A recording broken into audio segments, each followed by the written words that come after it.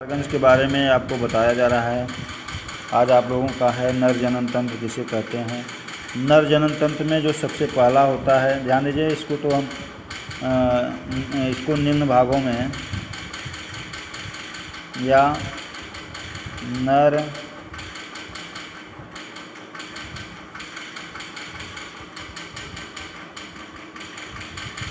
नर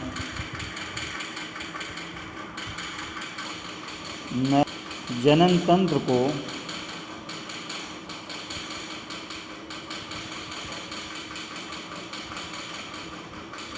निम्न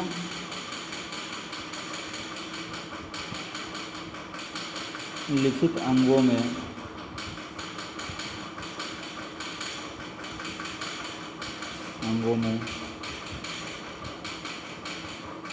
विभक्त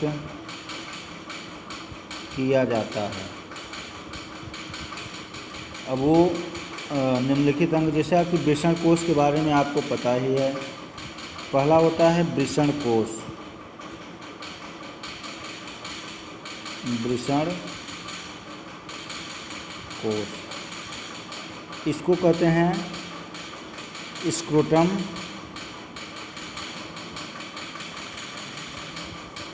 और स्क्रोटल सैक।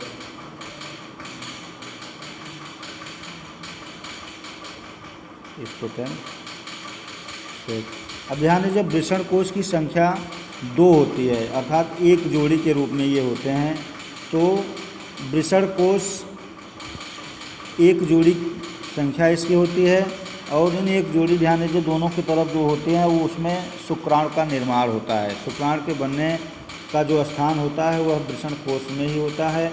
तो इसकी संख्या जो होती है, एक जोड़ी वृषण होते हैं, एक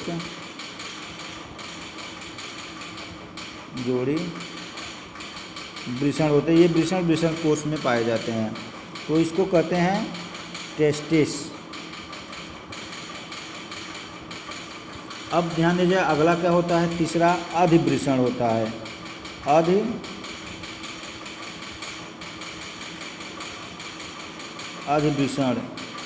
अधिवृषण को कहा जाता है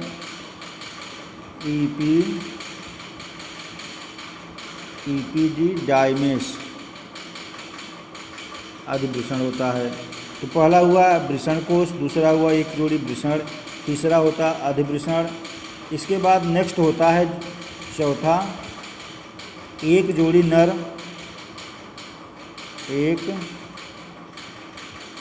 नर जनन वाहिनियाँ। नर जनन वाहिनियाँ, इसको शुक्रवाहिनी भी कहते हैं। अर्थात जो शुक्राणुओं के आने का जो स्थान होता है उसी को, या जो शुक्रवाहिनियाँ नलिका होती है, जो शुक्र नलिका होती है, जहाँ से अर्थात ये कनेक्ट होते हैं वृषण से। तो वृषण से कनेक्ट होते हैं शुक्रवाहिनियाँ, अर्थात वृषण में शुक्राणु बनते हैं, और इन जिस स्थान से, जिस नलिका से आते हैं, उसी नलिका को शुक्रवाहिनियाँ कहते हैं। तो ये दोनों तरफ से होती हैं, ठीक है, ये दोनों तरफ से होती हैं, इसलिए ये दोनों तरफ से होती है। इसकी संख्या 2 होती है, तो ये एक जोड़ी के रूप में कहा जाता है, 1 पेयर, ठीक है, 1 पेयर। तो इसकी संख्या 2 होती है, एक जोड़ी के रूप में होती है। नेक्स्ट होता है मूत्र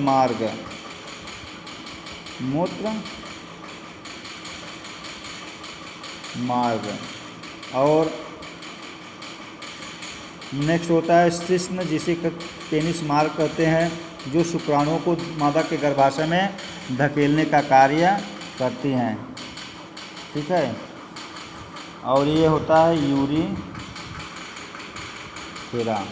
और सहायक जो जनन ग्रंथियाँ होती हैं, सहायक जनन ग्रंथियों में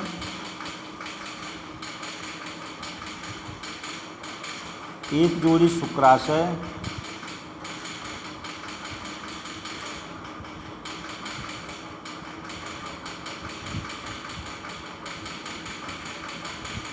एक जोड़ी प्रोस्टेट ग्रंथियां एक जोड़ी, और नेक्स्ट होता है काउपर ग्रंथियां। काउपर ग्रंथियां। अब ध्यान दीजिए बच्चों, वृषण कोश क्या होता है। अब हम आते हैं सबसे पहले वृषण कोश की तरफ। वृषण कोश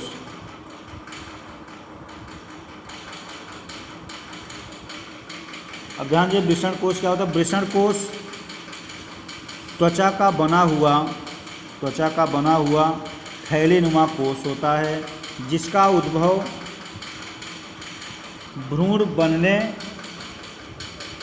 के लिए होता है, अर्थात जिसका उद्भव पश्च उद्वारण की भित्ति से होता है, अर्थात भ्रूण बनने की जो क्रियाविधि होती है और हार्मोन्स के प्रभाव से दोनों वृषण धड़ के सामने की तरफ, अर्थात हार्मोन्स के ही कारण जो दोनों वृषण होते हैं वो अंडे की जैसे आकृति बना लेते हैं, ठीक है, और शिश्न अर्थात पेनी से कनेक्ट हुए रहते हैं, और अर्थात जो दोनों टांगें होती है उसके मध्य भाग में स्थित होते हैं, ठीक है। वृषण कोश की जो भित्ति होती है, इस भित्तियों को 3 भागों में बांटा जा सकता है, अर्थात इसके 3 स्तर होते हैं। पहला, बाह्य भाग में ढीली एवं पतली रोमयुक्त त्वचा होती है, और नेक्स्ट दूसरा जो होता है, दूरस्थ भाग में त्वचा के पीछे ढीले संयोजी ऊतक का स्तर होता है, ठीक है। तो ध्यान दीजिएगा, कभी जब रिप्रोडक्शन के समय एक्साइट अर्थात उत्तेजित अवस्था में आप देखते होंगे, ये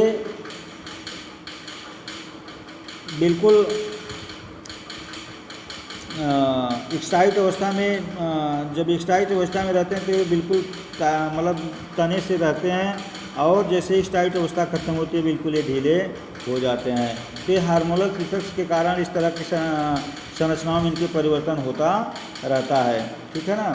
तो आपको मालूम होगा कि इसमें हार्मोन्स के कारण अर्थात हार्मोन्स के प्रभाव से इनकी संरचनाओं में परिवर्तन होता रहता है। तो हम सबसे पहले आपको वृषण कोश के बारे में यहाँ पे बताते हैं, आप नोट करेंगे। वृषण कोश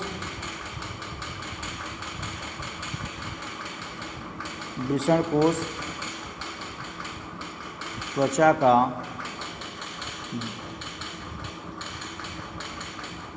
बना हुआ थैलीनुमा कोश है, जिसका उद्भव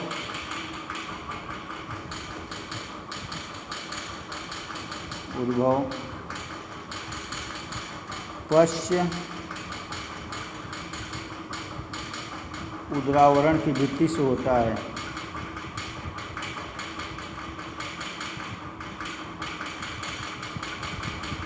भित्ति से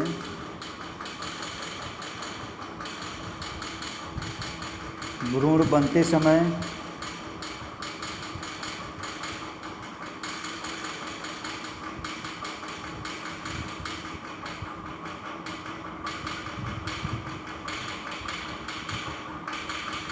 कुछ हार्मोन्स के प्रभाव से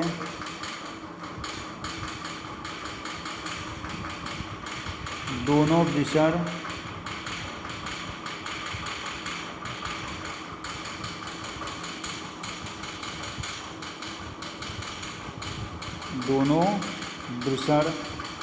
धड़ के सामने की ओर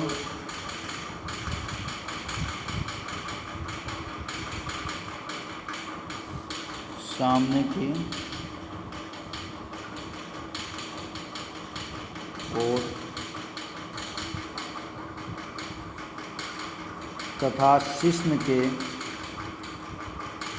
आधार पर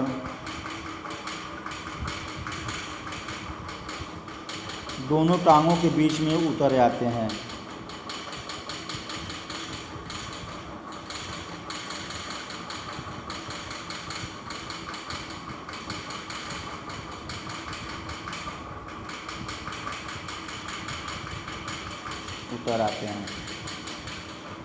वृषण कोश के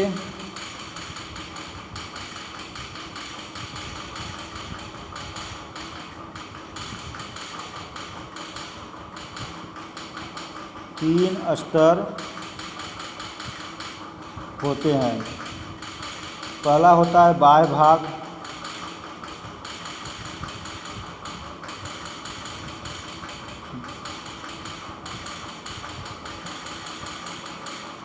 ढीली एवं पतली, रोम युक्त त्वचा होती है।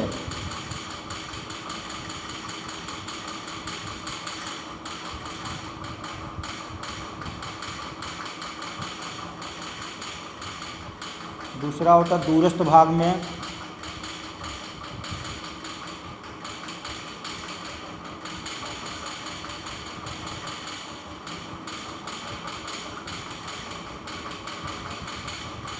त्वचा के नीचे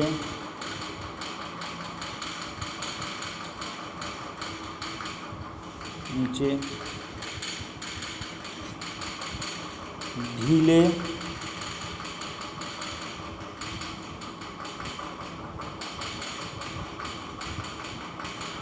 संयोजी ऊतक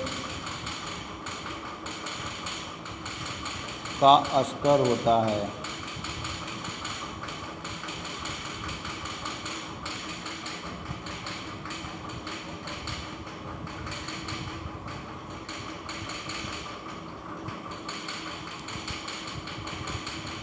और नेक्स्ट होता है सबसे आंतरिक भाग,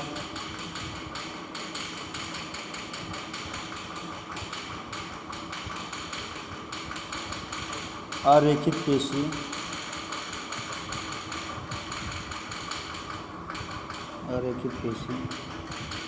तंतुओं का बना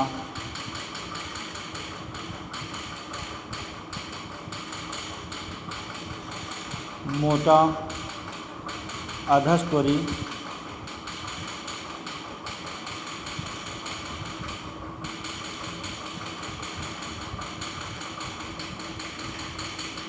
स्तर होता है।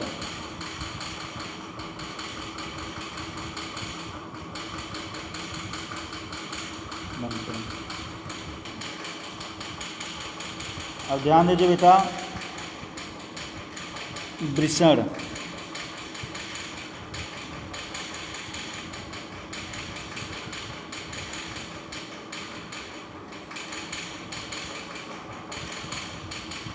टेस्टिस, ध्यान दीजिएगा, जैसे आपको बताएगा कि जो टेस्टिस होता है यह वृषण कोष में पाया जाता है, अर्थात जिस स्थान पे यह रहता है उसे वृषण कोष कहते हैं। वृषण कोष ये केवल नर में पाया जाता है। यह 4 सेंटीमीटर लंबे, 2.5 सेंटीमीटर मोटे तथा 20 से 25 ग्राम भार वाले गुलाबी रंग के 2 अंडाकार वृषण होते हैं। शिशु अवस्था में वृषण उदर गुहा के अंदर वृकों के पास स्थित होते, परंतु वयस्क नर में यह उदर गुहा के बाहर शिश्न भाग के आधार पर स्थित वृषण कोष में आ जाते हैं। ठीक है। अब वृषण के बाह्य जो आवरण होते हैं यह त्रिस्तरीय वृषण समुद्र के से ढका रहता है। तो ये जो 3 आवरण होते हैं, पहला आवरण होता है यौनिक आवरण, दूसरा होता है श्वेत आवरण और तीसरा होता है संवहनी आवरण। तो इन सबको आपको हम नेक्स्ट डे कल बताएंगे। तो इस तरह से शिश्न की संख्या जो होती है 2 होती है, अंडाकार संरचना होती है जो 4 से 5 सेंटीमीटर लंबे होते हैं और 2.5 सेंटीमीटर मोटे होते हैं और 20 से 25 ग्राम तक इनका भार होता है और वृषण कोष में स्थित होते हैं। तो आपको कल बताएंगे, उसको आप सभी बच्चे जो है पढ़ लेंगे और अगर किताब होगी तो इसका नोट्स भी आप बनाते जाएंगे। ठीक है।